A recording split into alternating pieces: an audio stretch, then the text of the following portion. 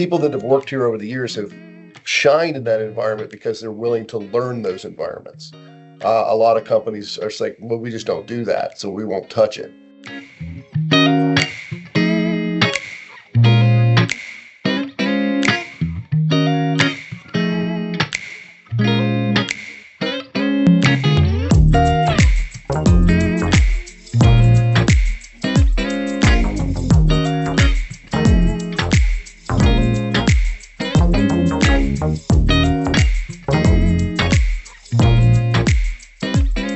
Well, I guess we'll just hop into it. First time podcasting. This is, I think myself and my co-host Alec are more than nervous.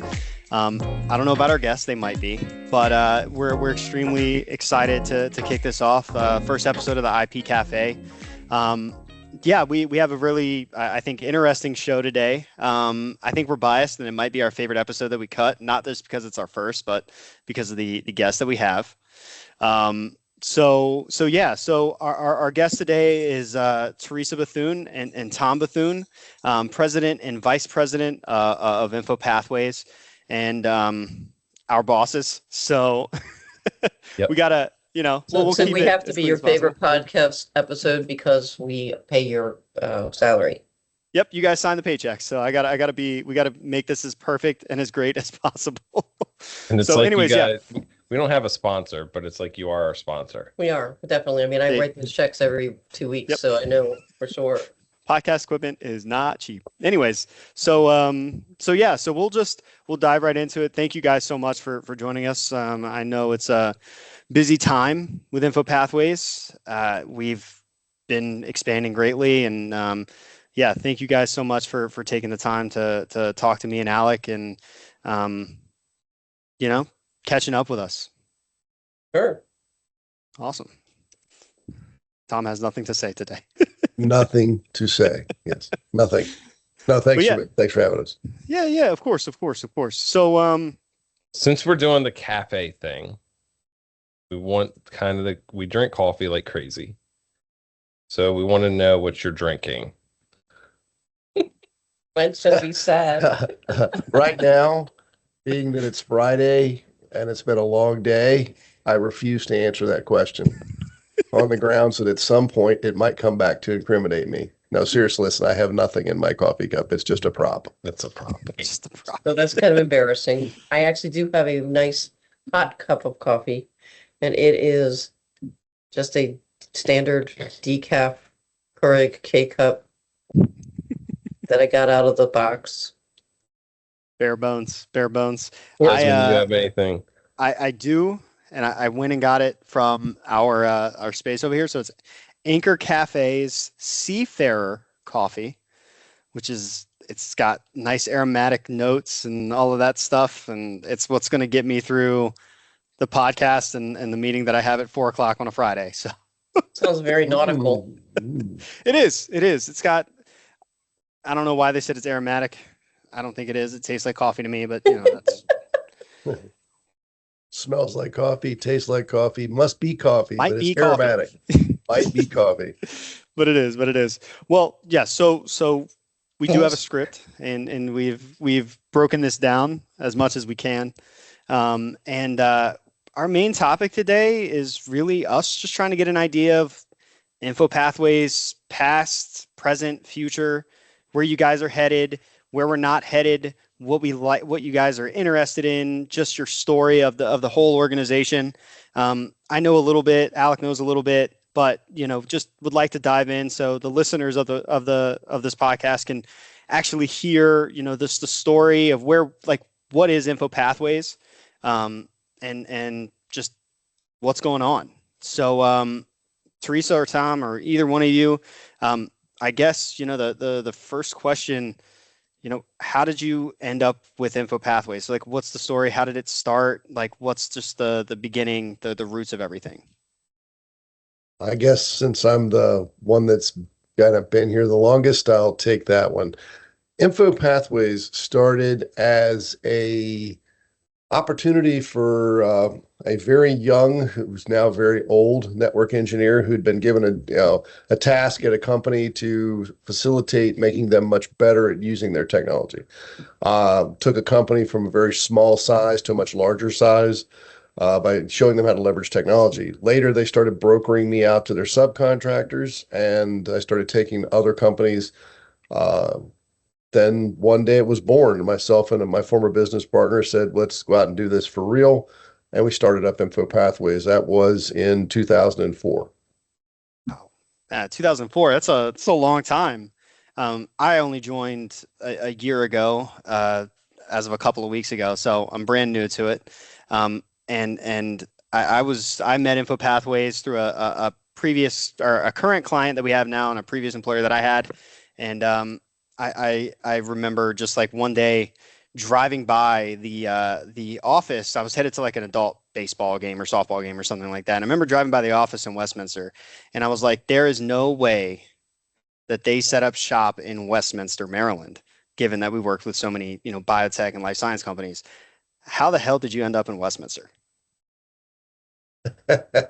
I used to live in town in Westminster. I bought a house here with my wife, and when we were looking for offices, I was walking my son, and this was cheap. It was cheap, it was available, and we didn't even really know we needed an office at that time, and it was close to our office. And as Teresa likes to joke, like the part of the sales pitch was that I was going to walk to work, and I walked to work one time before we moved too far to walk to this office.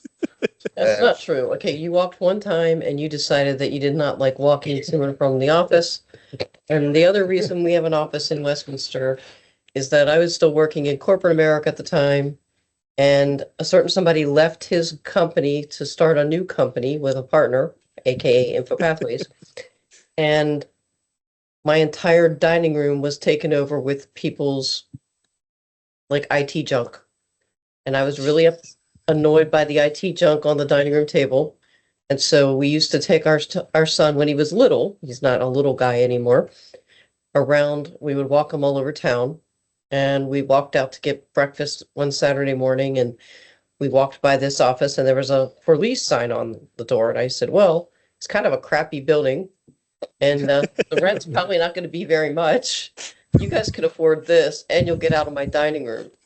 And so that is why we're in Westminster. And we've stayed in Westminster because, all kidding aside, it is home. It's where we live. We live 6 miles from here. And while we have the office in North Carolina and a lot of our clients are not in Carroll County, it is a bit centrally located. So a lot of our employees live in and around here as well. So it's kind of just made sense to stay here. At some point, we'll have to reconsider it, probably because we are space constrained, parking constrained, and at some point we'll probably have to look for another place. Yeah, absolutely. I mean, I know I mentioned growth and stuff like that, but I want to touch on it. Teresa, they were taking up your dining room and you were in corporate America. How did you get to InfoPathways? How did that work out? How does anybody end up doing anything? Usually by accident. So ain't that the truth? So Thom and I have been together for quite a while, and we always thought that we could not work together. We would tell everybody that if we ever worked together, we would either kill each other or end up divorced. And what happened is I was working in corporate America, and they decided they no longer needed my services, and they riffed me. And I said, okay. That's a reduction in workforce for any of those who don't know what that means. Sorry. It's been there. And it was the first time in my life where I didn't have a job, and I'm sitting across the table in job interviews, and I looked at the various people who were interviewing me and said, I can do the job you're talking to me about, and I would be awesome, but I don't know that I want to do this anymore. And I'm thinking of buying an ISP, which is an internet service provider, for those who don't know. Not just an internet service provider, a wireless internet service provider. And this is without having any experience with wireless technology, networks, ISPs, any of that. I knew none of that. But I also knew that where I lived, I did not have cabled internet. And I also did not have a lot of confidence that my internet service provider would actually succeed, because he had been in business at that point for 6+ years. and he was a one-man operation. And so we said, okay, I'm going to buy this ISP because when I was Rift, I ended up with stock options and some other things. I also consulted for 6 or 8 months where I just picked up a lot of revenue. So I used that to buy the ISP. And by necessity, Thom and I had to work together because there was no way that the ISP could afford anybody, like any employees. And so Thom and a couple of his guys were working after hours because Thom's former partner did not want anything to do with the ISP. And so I bought this ISP. I don't have any technical resources. I don't even know how the internet works. Okay. Me neither. I do now though.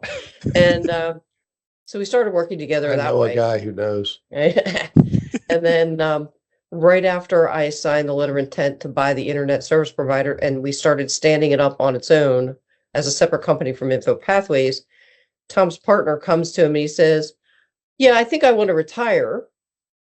And I'm going to retire April 30th of 2015. Now, why is that relevant? That's relevant because when you have two people who own a privately held company, you have to buy that partner out more frequently. And so it ended up, I bought out most of his partner, and Thom and I bought out part of his shares as well. But ultimately, we ended up now owning InfoPathways together, plus an ISP, and we are now working together. And I would say the first few months were a little tough because we, I believe, have some strong personalities.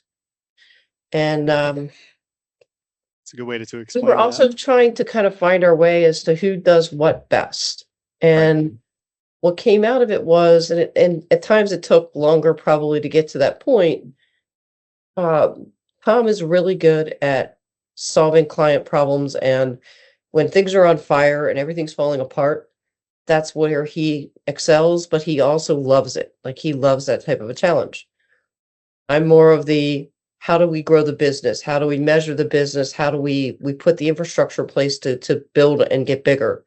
And so it ended up, I took on running the business. He works directly with clients, and we are not divorced, and we haven't killed each other because here we are, live, breathing.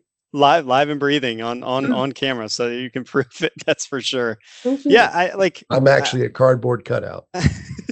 a talking one, AI generated, right? Yes, I'm flat Thom. Yeah.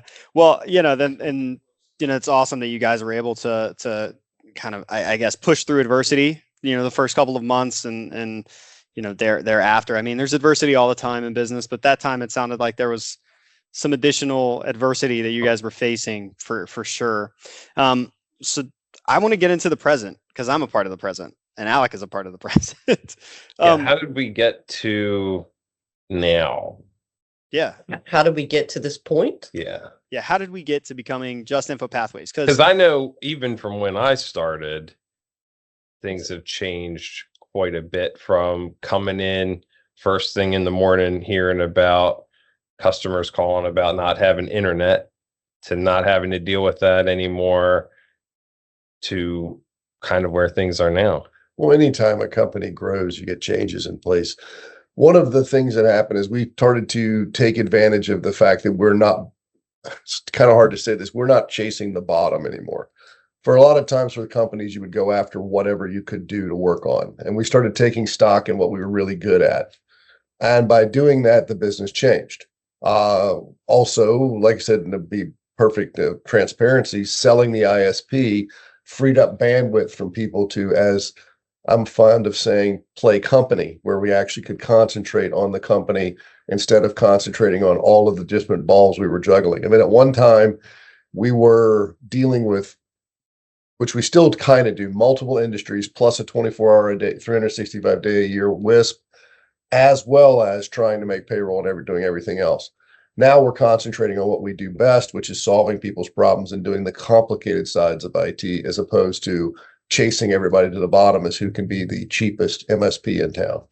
And I'll put a little slightly different spin on that, though. I think that when I first came into the business, Thom had a person who was kind of his right hand, and InfoPathways is at an inflection point where it had always been a time and material, almost consultative company where everything was billed on an hourly basis.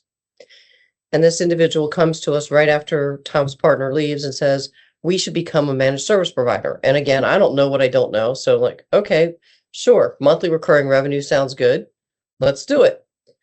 But there was no real, I don't think, math or science that went into the pricing strategies or anything. And I didn't know any better. So I just kind of took his word for it and we ran with it. We also implemented a suite of software to help us be more effective, but that particular company was really about trying to drive everybody to be exactly the same. And fortunately, we recognized it probably a year or so in, and we said, wait a minute, this is kind of throwing us into a commoditized bucket, and it's not who we are. It doesn't fit with how we operate. It doesn't fit how we try to solve problems. We get a lot deeper into problem solving than just trying to do patching and desktop support. So that's kind of when we made a course correction and we said, okay, we're not going to try to be everything to everybody. We're going to focus on the clients who have a better value for what we do and how we do it. And that's really when we started looking at high compliance clients, because those were the clients that best aligned with how we do business. And we started focusing on that actually before we sold the ISP. That was around 2018, where we said, okay, let's use this background in high technology and high compliance organizations and build on that. And that's what kind of clients we should be focusing on, instead of I'm going to just try to be everything to every type of client, every type of business, where maybe they could just use a CDW to do the work. And so that was a big change for us. And then we were focusing on that. Obviously, COVID happened. During COVID, we spent a lot of time, because we still own the ISP, doing both, because our clients that for InfoPathways were all doing the same thing everybody else was doing, trying to keep their heads above water, keep moving on. All of the biotechs we were working with were busier than ever.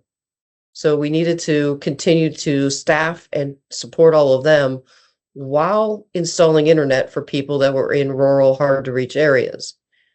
And all of that was going on. COVID happened. There's a lot of other things we did during COVID that I think helped us position ourselves for growth, like get our WeBank certification and our M.WBE. However, all of that was going on. Then we ended up selling the ISP because it was the right time to do so. And that's given us privilege of focus. And now we can really put that energy towards taking care of the clients we have, helping them grow, and then also continuing to expand and take on new clients and new markets like North Carolina. So how, I would say, why the biotech? Well, the dirty little secret about biotech for InfoPathways is we've been working with biotech since about 2006. It was one of the very early things that dropped in, both healthcare and true biotechs. It was mainly just by happenstance. And what the thing was that there were certain people who've worked here, and it goes back to the employees we've been privileged to have over the time. People who are not afraid to go into environments that sometimes are scarier for other people. We had clients that worked during the original Ebola outbreaks that we were working with, and getting technicians and people, still it is true today, who are willing to go into environments that are slightly, they're not going into a law office and plugging a PC in. They're not going into a law office and making sure a printer's connected. They're going into places where people would not normally believe that IT exists, number one. And it's also very complicated and has to be very clean, and there's tight specifications. People that have worked here over the years have shined in that environment because they're willing to learn those environments. A lot of companies are saying, well, we just don't do that, so we won't touch it. And that's one of the big differentiators for us. But like I said, it was about 2006, 2007. We started seeing that, but there was not as many of them because to Teresa's point, COVID really hit the accelerator on the bio industry and technology. They had it, and they had in-house people, and they were kind of moving along, and there was stuff being done, but it really, really took off during COVID when people had to really figure out how to leverage technology. And the companies like ours who understand what they're doing and understand the particular pitfalls and the regulations were able to step in and help where other companies were absolutely falling on their face. The other thing I'll add is when we were looking at how do we pivot to better go after the types of clients that align with how InfoPathways operates versus, again, trying to be everything to everybody. We started kind of doing an inventory of what are the things we know. You know, when you're in business, you should be looking at what are the things that you already do well and how do you build on them versus trying to try something completely new and different. And so InfoPathways has already been working with labs and pharmaceuticals and wound care and a lot of different types of clients like that for years, but it wasn't a focus area. And when we were doing kind of an inventory, because coming into the business, I had no IT background. So I'm like, well, what value do I bring here? And one of the things that I did in my years at Johnson Controls, which was my long-term employer for many, many years, was laboratory controls. I worked for labs. I did work for containment labs like at Fort Detrick, chemical labs at Aberdeen Proving Ground. And so I said, okay, look, I may not know the IT piece, but I know how those environments operate. I know what kind of parameters I have to maintain. I know what compliance looks like for them. And that's a way I can provide value within InfoPathways because I can bring another slightly different perspective to that IT approach. And so now we don't really call ourselves an IT company, and it's for a good reason. We are touching so many different technologies that go so far beyond the standard IT model that whenever anybody asks, I say, well, we're in technology, and people go, what does that mean? Well, think about it. We get pulled into IoT. We get pulled into laboratory systems. We get pulled into manufacturing systems, PLCs, access control, you name it. We're getting pulled into it. And all of them have a data or network component. So it all makes sense. But if we did not kind of have that strong background and the people that are willing to learn something new and not be afraid of it, we wouldn't be able to do what we do. I think that's really the key, is having everything today now kind of tie back to a technical aspect. It really is what connects everything, and being able to tie it all together and make it work is really key, because if you're not able to, then you're going to be missing pieces. Well, you're absolutely right. Most of the biggest challenges that we face in discussing this with biotechs and anybody who's in that type of environment is they end up having stovepiped departments that have technology that they've purchased for their use, but have never looked at how that particular technology will impact or could benefit or to the detriment of other parts of the organization. And then some guy waltzes in, like, I mean, John Mangus, who actually works here, and I was over listening to him listen to an MIT podcast about AI in healthcare. And you're listening to this, and it's like I heard the same three people use the same tired, wore out. They bought their thesaurus today, throwing around terms, but none of them could articulate what it was going to do. The dirty secret about AI and them is machine learning has been around for a very long time. Integration between the various stacks of information is where this is going to take off. And as a company, that's one of the things we see. We see data being brought in from one system that doesn't work with a different system, or data being brought in from your building management systems and your building information systems. All of that just goes into this giant grandma's attic pile in the upstairs, and someone has to figure out how to put it all together. Well, until that is fixed, some of this other stuff doesn't mean anything. And that's where we're not afraid to ask the question, where does this data go? Who needs it? Who's going to use it? Is it interoperable? Can it be done somewhere else? What's this piece of software going to do? Why would you buy this machine versus that machine? Things like that. Yeah, absolutely. I mean, I knew about InfoPathways, ahead of time from an outside client perspective, or from one of our client perspectives, and I didn't realize how in depth things got. I would always interact with IT on can you make sure that the candidate that I bring in has a laptop today and that they can get in, and Thom, can you make sure you do the onboarding for them so that they can start on time? And I didn't realize the depths that IT and really InfoPathways went. There's a lot of technology or IT companies out there that do what we do, but maybe not in the way that we do them. I think that, while we say we're a technology company and we focus on tech, a lot, I think we factor in the human side of information technology.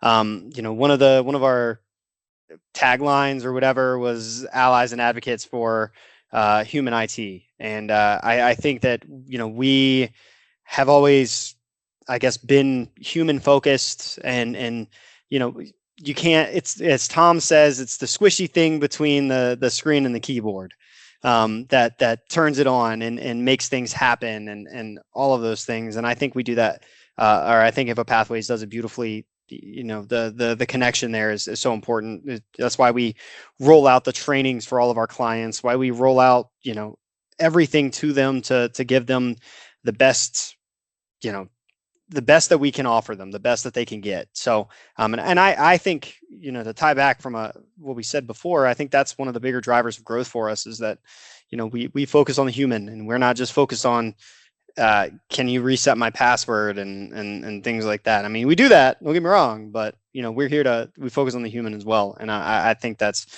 huge. So, yeah, like, I guess with that, we've covered the you here and now, the present of InfoPathways and, what we do. Where do you guys see InfoPathways in 5, 10, 15, 20 years? Where do you see the company being? Like, what is your goal and what's the next decade look like? I think that's a tough question, only because every year, and I'm using years just because when we go to look at the growth, we've allowed the growth to happen, but we haven't really planned it per se.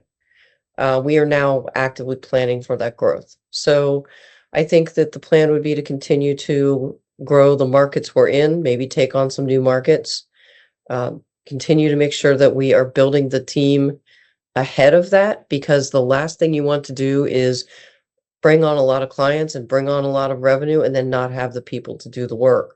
So if, for those of you that work here, you probably notice sometimes we'll have a little bit more capacity in people than maybe we've got the work yet. And it's because we're always trying to kind of build that ahead of time and work on our processes ahead of time so that when we bring on new clients or those clients grow, we're not going to be in a situation where we can't do the work. And that's very, it's a choice. When I was in corporate America, it was the opposite.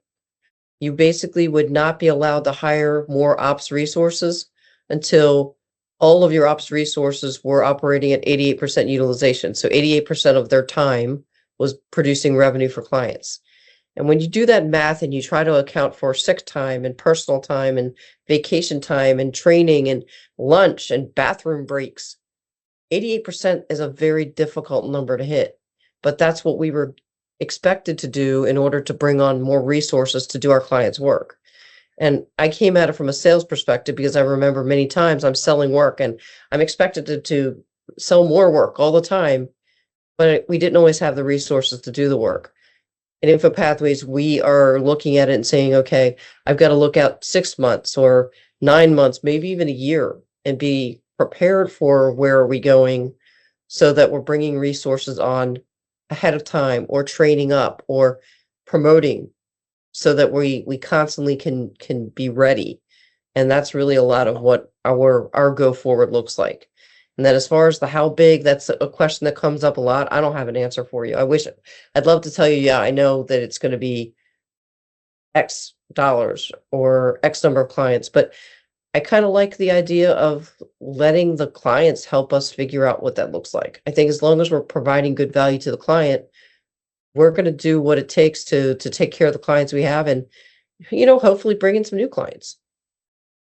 Yeah, for sure. And one thing that I think that we do uniquely, and other MSPs probably do it, but I don't see it much, is that we're so deeply intertwined with all of our clients across the board that, if they feel a decrease, we kind of feel a decrease. If they feel like an increase, we feel that.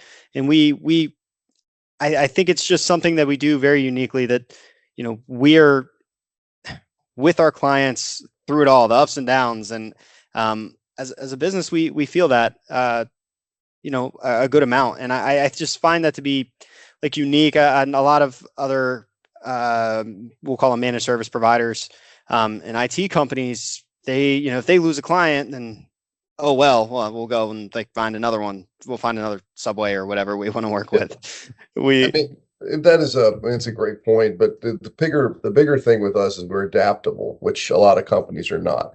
We've done a lot of changes over the years. When things and opportunities and stuff come into focus that we can handle, we go into it. But we're also actively working with our customers for them to do the same thing. We have customers that we've worked with over the years that have entire business models have changed. And instead of us saying, we can't do that because this is whatever, we either help them learn, we learn with them, or we're ahead of them because we've already done this before. But to your point, like I said, we actively engage with the companies we're working with. We very seldom have anybody who we're working with it's a straight stick. We just come in and provide a service and go home with, and pat ourselves on the back for what good job we did. We're actively participating, and their benefits, their things that happen, their achievements, we actively push that from our perspective as well. I would say it's actually hard for us where we have a client that doesn't, and this is why we're a little more selective in the clients we choose too. The clients that really view us as part of their team, it enables us to help them have greater success because we know what's going on. We know what challenges they're facing. We know what areas that they're exploring of opportunity, and we can make sure that whatever we're doing from a technology perspective aligns with all of that. We have been brought in over the years where you pick up a client and you're trying to approach it that way, but not everybody wants to partner with a third party that way.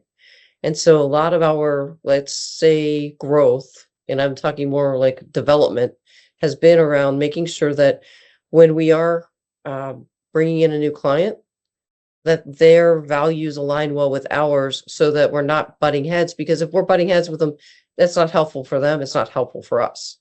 So we're really cognizant of those clients that are comfortable kind of letting us behind the curtain a little bit, because if we know what's going on, it's a lot easier for us to support them better and kind of be more proactive than, just waiting around for somebody to reset a password. Well, and I think the other thing that's key about that is we want to be embedded in the organization and feel a part of the team, because like I know personally, I've seen a lot of things in the past where when you have people come in to support, like copier people, they just show up and do whatever and they're gone. And it's like, you don't have that relationship. What are you going to really want to go to them if you got an issue? But if you have a relationship with the person that's helping you, I think it takes things to another level. And the fact that we try to like embed ourselves in the organization and become part of their team, not just somebody on the other line that you're calling. Yep. And to Desmond, to your other point, talking about where the future of this company is. Teresa's going to hate me when I say this. We're the geezers in the operation. We're the old people, and we're 20 plus years older than the oldest other person here. So we're a young company, and we're pushing them to start. We're not 20 years older than John. Not 20 years older than John. All right, but anyways, it feels like it's. I mean, you might make him feel good because his birthday's next week. But anyways, but the point being is that we're bringing in youth, we're bringing in new ideas, we're bringing in people. We want to see those ideas, we want to see those things, and the future at some point will be being charted by people other than the two of us. But the biggest part of this, with where I'm going with this, is we don't know necessarily where the technology is going to take us, but we do know it's going to be there. It's going to be everywhere. It's not going to become less of a part of the company. I mean, we have conversations now with the executive levels of pharmaceutical companies, and the guys, IT controls everything. You can't do anything in some of these companies without it. And where it used to be that you had a pen and paper and you had a pad and you went into a lab and you did observations, that doesn't even happen that way anymore. It all goes into the system. And people are expecting that level of technology. They're expecting that level of integration, and it's only going to get more complicated, not less complicated. And where we excel is, as Alex said, begin embedded, and we demystify that. We want people to feel comfortable with the technology they're using so that it betters their job. They do a better job. It betters their life, not something that becomes arduous. Some of my biggest pet peeves about technology is when they bring technology in, and instead of making someone more efficient, it makes them less efficient because now they're doing 16 things to do one, where with a piece of paper they could have done it otherwise. We kind of pride ourselves in finding those bottlenecks and correcting them. And I think that's how the company is going to continue, is as technology becomes more pervasive and it becomes everywhere, which it's already at now, but it's going to become a lot more pervasive. Hell, I had a photo the other day that was came out on a little robot. I mean, it's going to be everywhere before it's over with, where everything you do is going to interact with technology, and the people who can adapt and help people who can't adapt to it are going to be successful. It's that simple. So I want to tie that back to the tagline of the Allies and Advocates for Human IT. So one of the things we've noticed is obviously technology has continued to increase, both in complexity and pervasiveness. And at the same time, frankly, the people who are using technology actually understand how it works way less. So as Thom pointed out, we're not young. When we first started in technology, you had to know how your computer worked. Like if you wanted to add a printer, you opened the box up, you put a card into the motherboard, then you put the box back together, and then you could plug your printer in. You were loading drivers. I mean, you were doing all of this work just to print. Today, all of that is just done for you. And so the average users out there, the technology's become so pervasive and so user-friendly that they don't have to know how it works or how to use it that well, because it's just easy. The drawback is that means that if you are not proactively looking at that convergence of the technology with the people, then I don't know what you're supposed to be doing, because you cannot just look at technology for technology's sake. You have to think about how it's being used and where does the data go, and how is it being captured and how is it being used. And I think that's why that continues to be a key part of what we do, because it would be perfectly easy to just say, okay, well, we're just going to, drop a computer on somebody's desk and it's fine. It's done. Say good luck. Good luck. Yeah, that reminds me of something that Thom told me. We were sitting in our North Carolina office here, and we got to yapping on about something one day, and we were talking about how nobody knows how a paperclip is made. And to steal one of Thom's engineering terms is like, how do you, like, tell me what goes into making a paperclip? And everybody be like, oh, well, you just go get some more, or whatever, and then you bend it into a shape, and then there you go. And then that's how it's made. And it's so much more in depth than that, and the process is so much longer. I don't know, but I learned that day. You learned that you don't know how to make a paperclip. I did learn that I do not know how to make a paperclip, and apparently not talk today. But there's so much that goes into it, and that's why I love, like, as an account manager and someone that does business development for InfoPathways, I love to go out and say, we can find you any sort of software solution that you want. We can offer any sort of solution that you want when it comes from a software or hardware side. But like, do your employees know how to detect like a phishing simulation? If they saw an email come in, would they know? Like, and a lot of them are like, well, I don't know, maybe I don't know, I'm not sure. But something that, I think it's just great that we can go to folks, and that's something that I love to push and love to speak about, because it's just, I find it really interesting. I'd like to think that I'm a people person, and it all comes down to people, and I think that's one of the bigger things. So, okay, cool. Well, that's the big topics, and that's the serious stuff. Let's dive into fun stuff. Or you got something else, Alec? Hold on, because go ahead. Sure. I got one final question, because is this like Final Jeopardy? No, but it's like all the time, like when we talk to people, it's like, what do we do?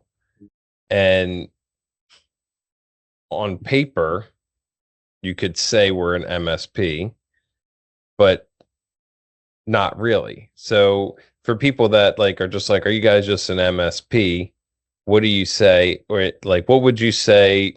Because like MSP is I like don't an even like that. Like all-encompassing that's a term. yeah, but it's a hey, I think it is a really like dirty term. Here's why I don't like it. With the dirty term. It's dirty, yeah.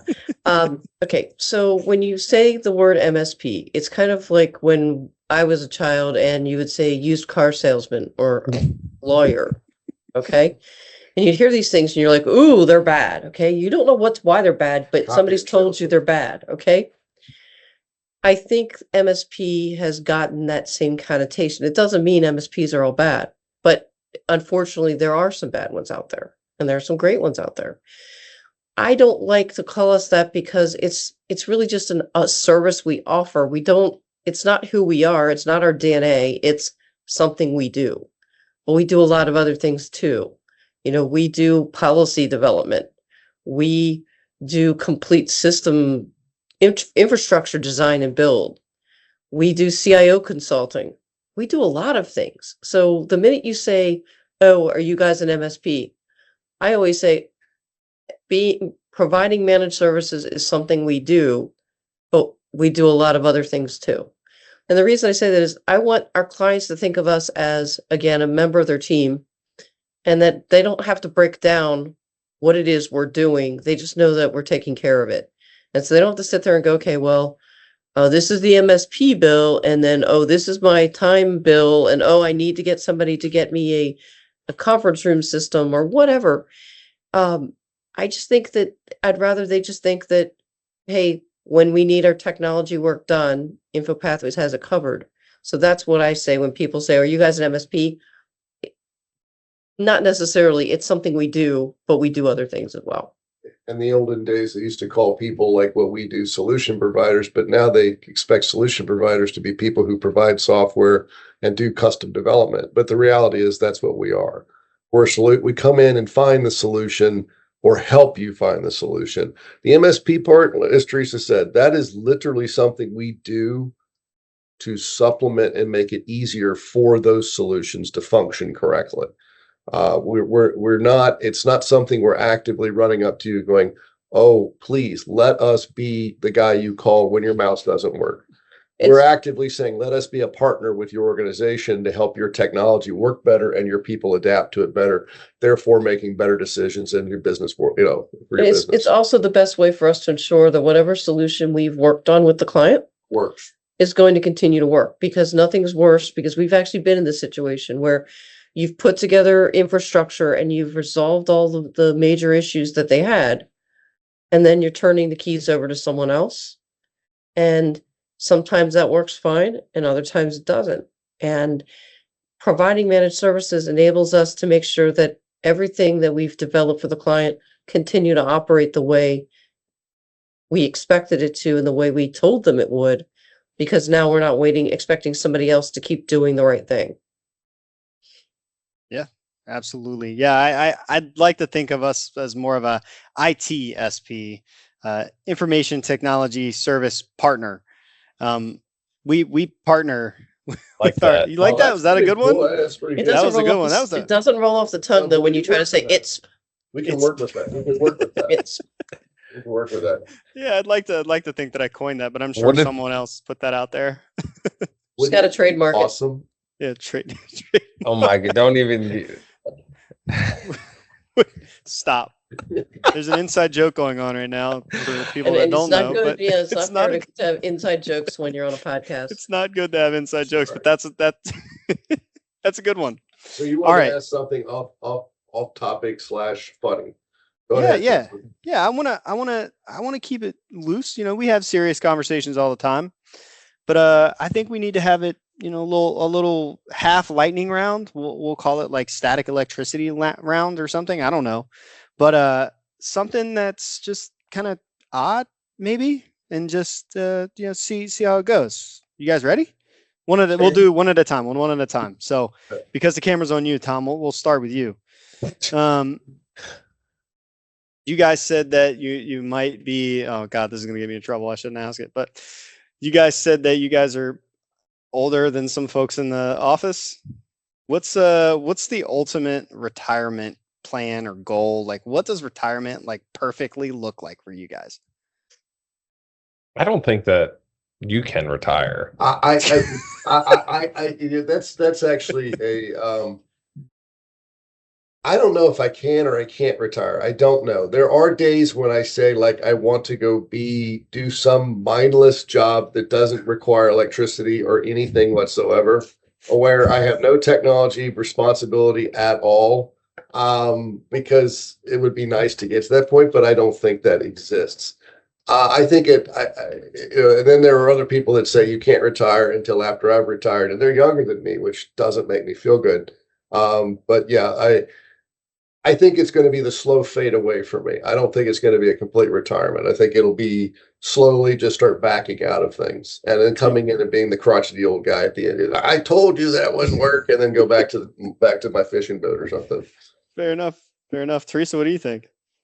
So I'm hopeful that and again, we talked about building the team. A lot of the reason we're building the team the way we are is so that at some point Thom and I can reduce our time and, as Thom said, come in if needed, but really trust the team. And, we took our first vacation in several years and the team did great.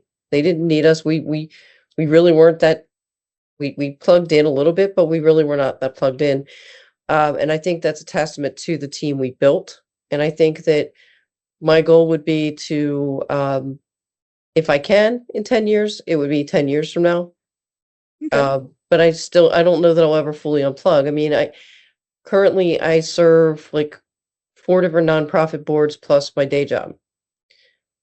I don't know what I would do if I didn't have things to do. And while I've always envisioned when we moved to the house we live in, which has like 5.7 acres, I thought I was going to be like Martha Stewart. Okay. I wanted to be Martha Stewart. I wanted Tax evasion, insider trading. Yeah, I didn't want to go to prison. Like I didn't want to do insider trading or go to prison. But That's like vacation you don't want. this is a person she was running her business empire, but she still found time to make an apple pie and grow all these beautiful flowers. And she had this big, huge That's 'cause calendar of she's insider every trading. little thing she would do. And I'm like, I'm gonna be just like that. I'm gonna balance my work, and I'm gonna have like these beautiful gardens, and I'm gonna get in, I'm gonna bake, and I'm gonna do all these things. And the reality is, I've been in that house 10 years. I don't Do a lot of bake baking? anymore. Yeah, but No, you brought, I like to. I don't bake anymore. brought us barbecue and stuff. I do. Oh, I do love to cook, but I don't like. I'm not Martha Stewart, and I know this now. So, I think that when the time comes, I could see us backing away. But I think we'll come here and inflict ourselves upon you guys enough that we still exist, and then when we leave, you guys can roll your eyes and get back to whatever it is you're doing. Kidding. When I was younger, working in another organization, we had the old former president of the company would show up randomly at like 4:30 on a Friday and things like that. And I'm not going to be this guy, but it was funny because he expected a cup of coffee to be freshly brewed, and it was brought to him in a special styrofoam cup that he had on a silver platter to the office, which they had to keep for him to be there. I'm not going to go that far, but that's kind of what I'm envisioning. I think styrofoam's so unsustainable. I mean, what kind of jerk Styrofoam. are you? Yeah, was- well, you can't it even was use 30 years styrofoam ago, in Maryland anymore. But yeah, you can't use it for anything. But the Why point would was, you even use a styrofoam cup like that? I don't know. North I don't know Carolina why he does. did I that. don't know. It's how he liked it. It's how Like, he liked was it. it just like a 7-Eleven cup that just No, sat no, there no, and you no. just like rinse out and They had a use? stack of styrofoam cups, and when they thought he was coming, someone would brew a pot of coffee to have it ready when he got there. Because if it was coffee that had been there all day, all hell broke loose. And he would come in and have his coffee and just sip at the table to make sure that the rest of us were still working. And then at 5 o'clock, he'd leave just to make sure we stayed. It's usually on an especially good Friday. Like if the Friday was like the weather was beautiful and everybody wanted to go play golf, he'd show up at 4 o'clock. Nice. That's a good boss. That's a good boss. All right. Well, I'll go the other direction. What was your guys' first jobs when you got done college, or while you were in college? Go ahead. What would you? My first job, well, so full disclosure, I worked my way through college. So my first Yeah. real job Do you want me to talk about like high school job or like first job that was like a big person job? First Okay, real job? First real job, first big person job. Okay, so this is where, again, I'm now grateful that I'm not like in this career track. I was a receptionist at a concrete plant that did precast concrete. I would not have Expect that. I would not have guessed that. I Well, would that's not what have guessed happens that. when you're working your way through college. You do do what you got to do. In fact, what you got to do. so like when I took that job, and this is certainly stuff I put out in quote the public domain, but when I graduated from high school, I had no money for college, and back in my day, people say back in my day, you didn't take on debt for college, so you just had to figure out how you were going to do it. And so I literally left, started that job, and I said, "Wow, my life is going to suck because I am answering phones in this concrete plant, and that's the best I'm ever going to do." And keeping in mind, my parents' career aspiration for me was that I marry a plumber, which I didn't do, so I let them down. So, so I was there answering phones, and the only reason that I ended up going back to school is because my job was eliminated. So key parts of my life are based on having a job eliminated and then throwing me in a different area. And because of that job being eliminated, I ended up in working for a building automation company, also in an administrative role. And the engineers came to me and said, after a couple months, and said, "You're too smart to be doing this job, and you need to go back to school. And we're gonna get the owners to pay for it." And so I was able to get my college paid for mostly by them. And that's when I started learning, like they taught me how to write code for building automation systems. That's when I started learning how to take apart my own computer boxes. I did some networking and, coaxial cables, like all that kind of stuff, peer-to-peer networks. And here I am. Yeah, I can relate. The only thing that I wish is back in your day, I wish I would have taken the advice of not taking on debt to go to college, because whoo boy, not fun. Mortgage payment. It's a mortgage payment. It's a couple more. Yeah. I got a job working at a grocery store called Tom Thumb. Was It's it now named part after of- you? No, it was not named after me. You were an entrepreneur back then? No, it's not. And I worked starting in the back. They called them sackers, but baggers, he bags groceries. Worked my way up to, shortly to working in what they call the tobacco bar, which still to this day gives me a chuckle because it was my senior year in high school. I was not 18 yet, but I could sell you a pack of cigarettes in a 12 pack. But it was a different time. But like I said, what's funny to me now is that back in that time frame, one of the first things I got to experience was they were the Cullum companies, which is now part of Safeway, were experimenting with a product line that was called a facility called the Hypermart, which didn't take off, but now the super Safeway, Walmart, Super and Target. Walmart. This when they started doing this, and we had an on-demand ordering system that used barcodes and shelf tagging and all kinds of machine learning. Ooh, Back in a long time ago. how many Back years in the ago? day. This was a long time ago. And basically, you could run a report that told you how fast, as we used to joke about, how many cans of beans were being sold today, and whether or not. And then we had reports that came in and said, for some unknown reason, people bought a lot of beans and English muffins on certain days of the week, and that was how they would do the ordering, which is actually the foundation for how most grocery stores operate. So that's one of those little funny little quirks about me is I worked in a grocery store back in the day. You founded Walmart's and I didn't found Walmart. Safeway's way of selling. The Waltons were still running around at that time at Walmart, but no. The Cullum companies was an interesting experience for quite a while.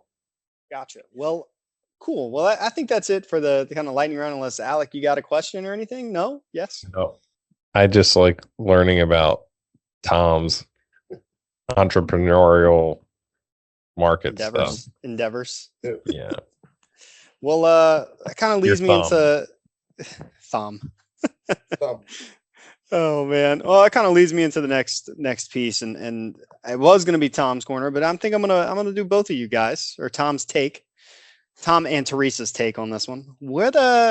What interesting piece of IT or cybersecurity or anything related to technology, like what are you seeing right now that's really interesting to you that you want to maybe dive deeper into, understand more, fascinated with? What's that look like? What's something that's interesting to you guys right now?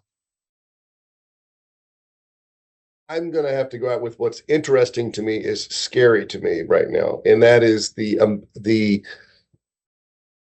that everybody seems to be, we'll just say, advocating their responsibilities as being human beings to some form of AI. And 10 years ago, everybody was worried when AI would, you go to Amazon and the AI would tell you, you might like this book or you might like this, try this new something. Now we rely on it for absolutely everything, and we have no idea where the line between the two are. I guess is what I'm saying is when we have to have applications that John showed me the other day. They have this one that goes on Amazon that tells you whether or not the seller is a real seller and tells you whether or not AI produced the reviews of the product. So when you're reading the review that says, "I love that it did everything I needed to do," and a little book says, "This is AI." This is AI again. This one was written by AI. We've gotten to the point where the lines between that is it's really interesting for me to look at the psychology of it, but the reality of it is scary to me. We don't know what's real and we don't know what's fake with anything right now. So, Gotcha. So I hate to say it, I'm similar in that one, I feel like I've seen lots of dystopian movies that are built on things that are happening now. And That I so when likely I haven't look, seen.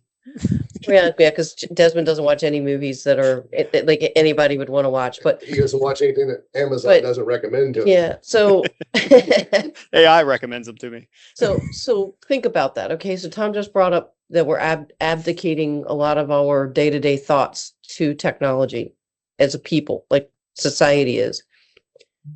There's fake content out there. AI can write fake content. We don't have, and people just believe. People believe things. And so I think that it's not a big stretch to say that there are things going on today that could throw us into one of those dystopian movies tomorrow.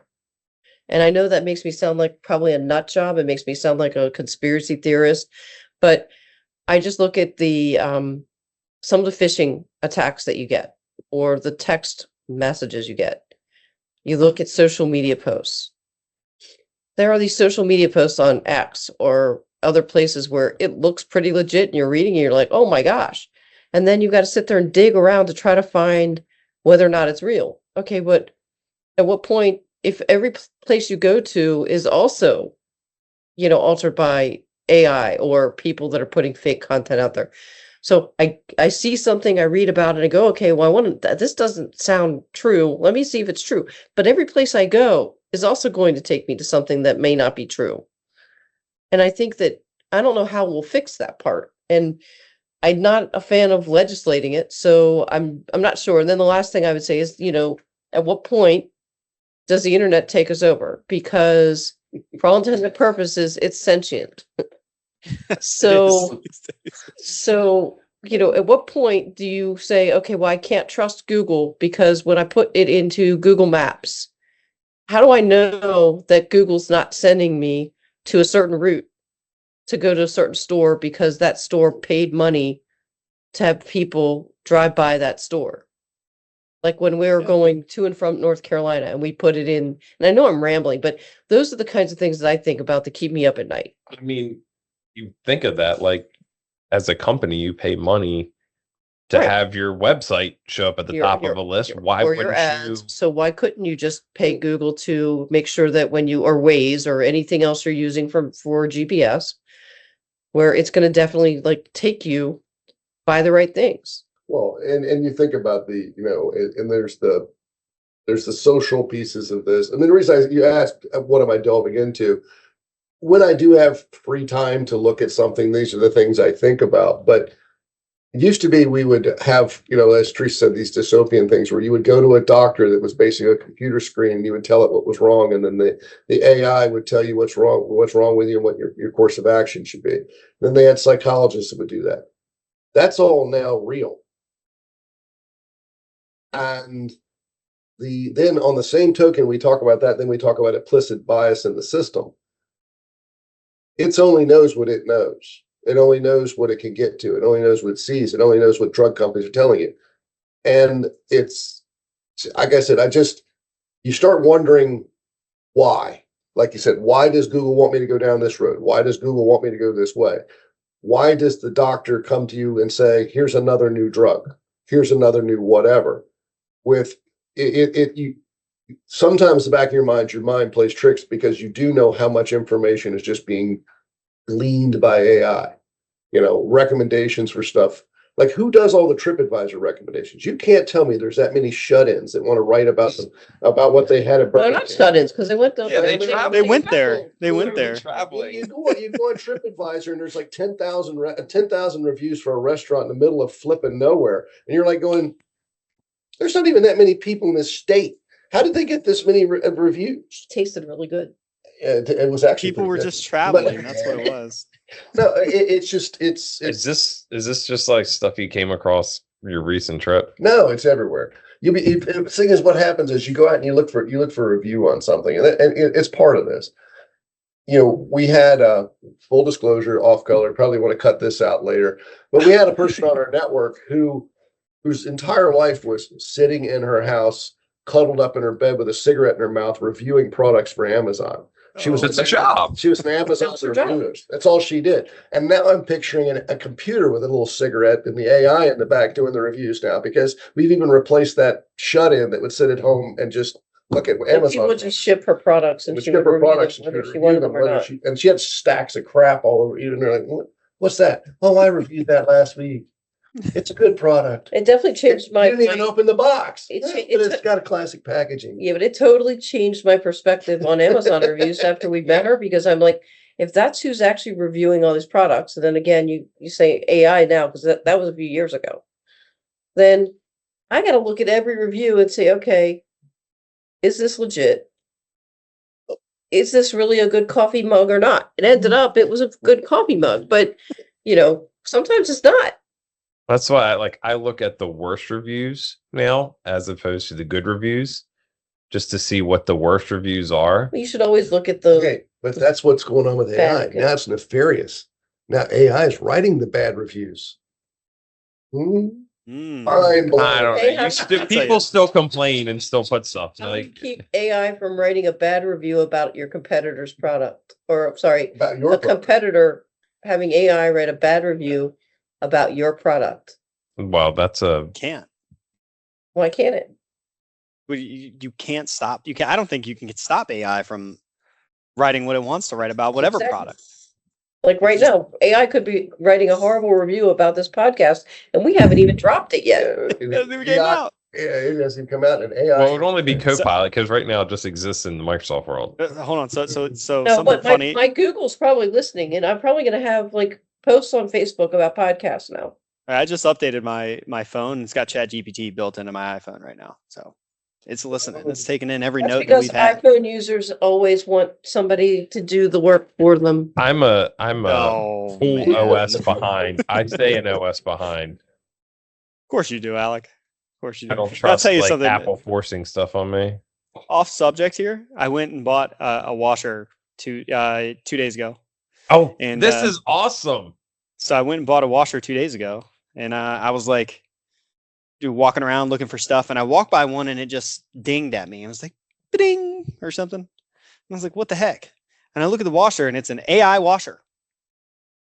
I want you guys to tell me right now, as the technology experts that you are, what in the hell is AI doing washing my clothes right now? Well, What is I it mean, doing? I bet it's not picking the laundry up off the floor and putting it in the washing machine. Not yet. That's for Open the dryer door, Hal. No, I can't do that. I can't do that, Desmond. I can't I'm do not gonna. I'm not gonna. Can't do that. It's not finished yet, Desmond. It's going to be like, I think you might, I noticed that your waistband's getting a little loose, Desmond. Maybe you need to stop eating so much. Yeah. Have you considered a diet plan, I've Desmond? considered keto. Oh my. But we talk about how technology is connected and everything. And we're talking about how technology is connected, or like IT is now connected to my washer. Like I was talking to one of our other technicians today. I'm going to have to establish a whole IoT network for my house here soon, just so everything can be connected. I have one. Do you really? Yes, I do. Well, I mean, you have some IoT devices. I've got like 4 things on my network at home. So listen, I do. I did end up buying a washer that had Wi-Fi in it, but it was on sale. Okay, so. but what are you going to do? So it's going to let you know that your wash is done. Yes, it'll text me. Right, but you're not there to take it out. Mine has a buzzer. So when you going to run home, you're going to run home when you get a text message from your washing machine to say, "Oh, I got to go put those jeans in the dryer." I mean, I guess it'll keep you from No, leaving. it's going to say you need to hang dry these. Don't put It's them going in to keep you from leaving laundry in the washing machine too long, so it smells bad. But it shames you. Desmond, you left laundry in me for the 3rd day in a row, Desmond. Please take this laundry out of here. Please take this out of me. Do I need to put a calendar reminder for you, Desmond? Hey, Tom. Hey, Tom, I noticed all of your shirts have food on the front of them. Perhaps you need to be more careful when you're eating. You're not just a bib. Oh, man. That's just a bib. Oh, my goodness. Well, I'll tell you, that took me to like your underwear as. Well, it's PG. PG. PG. PG. No, you could. It was scary to me, Desmond, you said that, because we have a 2 new little temporary, we'll call them spot coolers that we got that are Wi-Fi enabled, and so you can turn them on and off for like cooling a certain area. Oh, I thought you meant like a cooler for drinks. No. Well, they have those too, but there's actually This is a small there's actually like a tool app shed and program an outbuilding for just air conditioners, washers, dryers, and dishwashers. It's an app where you can control those so that you don't have to put them in Google Home. And so I told Tom we have to upgrade our dishwasher because I'd like to have meaningful conversations with my dishwasher. And I can't do that currently because we don't have one that has the ability to communicate with me over an app. Hey, I didn't get a smart home for nothing. That's what I'm saying. Like I got all of my, I don't want my house to be smarter than me. My house could have nothing in it and it'd be smarter than me. So it's fine. Oh man. Anyways, so but yeah,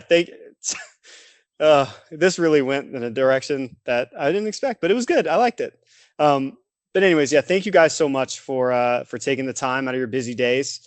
I really appreciate it. I know Alec appreciates it. Yeah, like we look forward to speaking with you again, maybe, a couple months from now, and we'll do catching up and see how things are going, and, see if we, have more clients or no more clients or wherever we're going. Hopefully we won't have less clients. So, well, real quickly before we finish off, Desmond, what do we have coming up? Event-wise, we've got Fitzy's grand opening, right? Mm-hmm. That's on July 18th, right? Yeah. So Fitzy, our incubator, the incubator that we support and donated some work to, they have their grand opening of Edge, which is a Maryland program, I believe. Teresa, this is your thing, but it's a Maryland program where innovation and something else come together, or something like that. It's a new building, but it's also it's collaboration, innovation, place for entrepreneurs, frankly, life sciences entrepreneurs, technology entrepreneurs. There's this beautiful community space, really just a place for business, entrepreneurship, and innovation. Yeah. And then another thing, well, that's there in Maryland, but down here in North Carolina, we sponsor an event called Triangle Biotech Tuesday that we go to every first Tuesday of the month, except for December and January. And we will be at that. I believe it's next week, or whenever this drops. It'll be the Tuesday following. We'll be at that Triangle Biotech Tuesday. Great event for us. Good networking. You meet a lot of very interesting people, decision makers, folks like that, and we're excited about going to that. And then on the horizon, way down the road, we're going to go to ALAS. I can't remember the full American Association of something. Laboratory animal something. Something like that. I We promise should we add know. that We there. support multiple organizations that are a part of that. But we'll be there in November, and then January will likely maybe be at Bio JPM Week in San Francisco, and then from there, Bio later in that year. So things are busy. We're always, going places. There's always an event that you'll likely see an InfoPathways person at, especially if it's associated around life science, biotech, pharma. There will be, whether it be me, Ravenna, Theresa, Thom, Alec, or another one of our members of our team. There's always going to be someone there. So we stay busy. We like getting out in the community. I think that's something we do really great, and something that I think we do well. Is just getting out in the community and keep creating those ties. And I think since we just got the award and there's still press about it, we did just win the Service and Support Excellence Award for the Piedmont Triad through NC Bio down here in North Carolina as well, which is something that I know that I'm really proud of, and the members of our team that are down here in North Carolina are really proud of, and the members in Maryland are proud of as well. For being in a market only or a little bit less than a year, to win an award like that, I think it's superb, and that's just a humble brag, and we're beyond proud of that, and look to win again in 2026. So lots of good stuff. So I think that concludes for our first episode here. And if you want to comment below, subscribe, like, and what are we going to go with? Like hashtag IP Cafe? Yeah. Throw a little hashtag IP Cafe if you got to listen and you dove in and you heard, myself and Thom, Theresa, and Alec, yap about things. And if you found something really interesting, send us a question, DM, whatever, instant message, and we'll try to answer it on the next podcast.